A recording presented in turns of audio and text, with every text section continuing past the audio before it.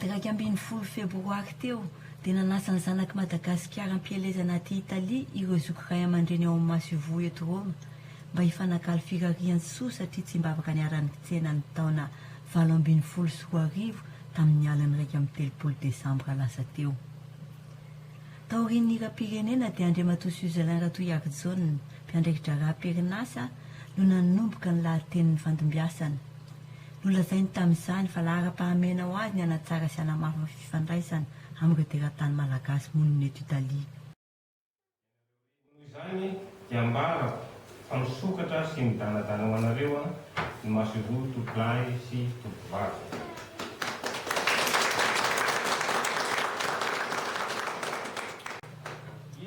Ankoatr'izay dia isan'ny noresana tamin'ny teny fohifohy tao koa ny ankon'ny Forum de la Diaspora izay natao tany Madagasikara tamin'ny volana Oktobra lasa teo iny. Tao koa ny faniriany mba handraisan'ny malagasy eto Italia anjara amin'ny fianambiara-panatanjahantena na ny RNS izay fanao isan-taona any France.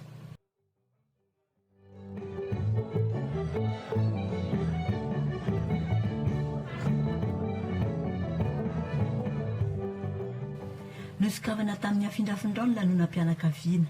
Ny afindrafindrao tsy azo avela hoy ny fiteny izay.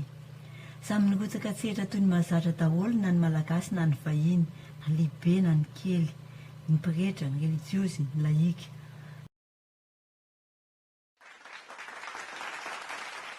Nahafinaritra trano ny fiarahana, tena niala voly tokoa ny sady voky tamin'izay vatsy tsirambiny tanany tsirairay ny fampizaharana tao. Ankoatra ny nofo-kena amin'ny tampihavanana sy ny fialana etaeta natolotry ny mpanasa. Ny lehibe moa ny totorebika tokoa ary ny ankizy ny faly avanja tany an-tokotany.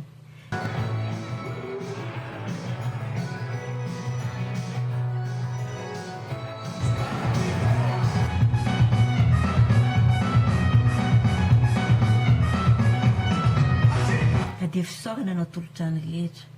Eny fa ho an'ireo naniriny ho avy ihany koa, saingy tsy afaka noho ny fitombitany fanindry, ny sampina tsy azo ny alana, ankoatra ny famerana ny famovozana tao afovoan-tanàna, ho fitsinjovana ny rivotra iainana ka somary nampanany sarotra ny fihetsehany.